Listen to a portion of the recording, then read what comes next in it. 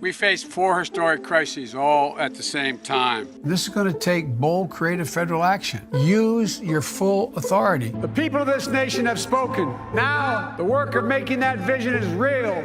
Now that the disastrous presidency of Donald Trump is likely coming to an end, Joe Biden will get the chance to make good on his promise to create bold change in the lives of all Americans. On his first day in office, Biden says that he plans to roll back many of Trump's signature policies with his own sweeping executive orders, and he has promised to transform the economy to fight climate change, reassert America's diplomatic and military power abroad, and establish new federal offices like that of a national supply chain commander to centralize control of commercial industry in response to the coronavirus pandemic. What is our mandate? We're going to make historic investments that will seize the opportunity. This will go down as one of the most progressive administrations in American history.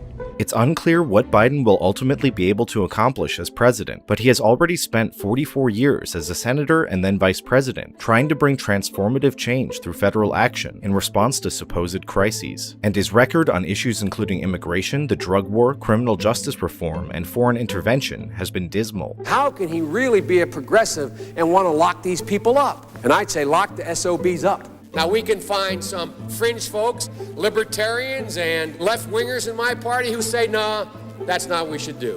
But politically, that consensus has been arrived at. As the president-elect pushes a new ambitious agenda, it's worth remembering the impact of the far-reaching laws he has repeatedly helped pass, which have created enormous suffering and exacerbated some of the most critical problems still afflicting American society. We have predators on our streets. Increase the penalties. Increase them. I would put the son of a gun in jail. Put them to death.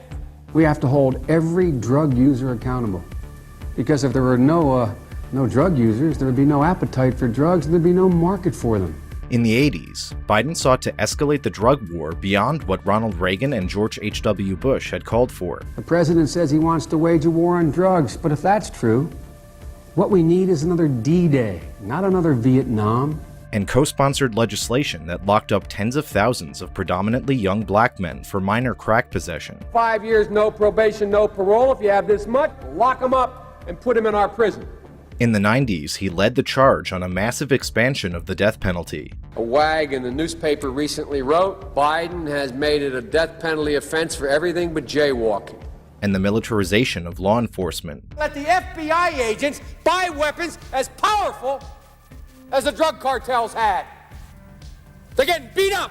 I wrote the original bill that started this whole process, the so-called Biden crime bill. The 1994 crime bill, along with several other pieces of legislation Biden pushed for, expanded mandatory minimum sentences, created 3 strikes laws, and drove up the local, state, and federal prison populations. Biden crime bill, the Biden crime bill, the Biden crime bill. Every major crime bill since 1976, every minor crime bill has had the name of the Democratic senator from the state of Delaware, Joe Biden. In the 2000s, Biden played a key role in expanding warrantless surveillance. Just to set the record straight, almost the same thing that got passed, the Patriot Act, was introduced by me in 1994, including the wiretap changes and the rest. Starting disastrous foreign wars. Saddam Hussein is still seeking the accumulation of weapons of mass destruction. I do not believe this is a rush to war. I believe it's a march to peace and security. And building fences on the Mexican border. I voted for a fence. I voted for 700-mile fence. Biden's only solution to critical issues over nearly 5 decades has been to grow the federal government in an attempt to remake society for the better.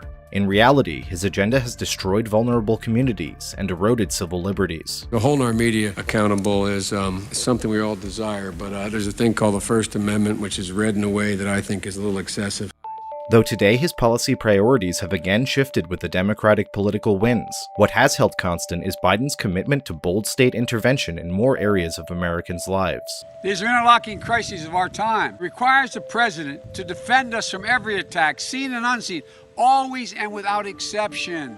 And he's never stopped telling us that it's all for our own good. The African-American community stood up again for me. You've always had my back, and I'll have yours. They are in jail, away from my mother, your husband, our families. And my daughter will be safer, my wife will be safer, my mother will be safer, and I will be safer. and I will be happy. Don't shoot! Watch out, watch out, watch out, watch out, watch out!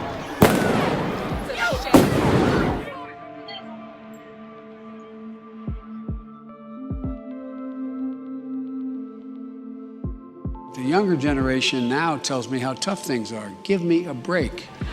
No, I have no empathy for it. Give me a break. Because here's the deal, guys.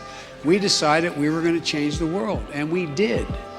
We did. We finished the civil rights movement to the first stage. The women's movement came into being.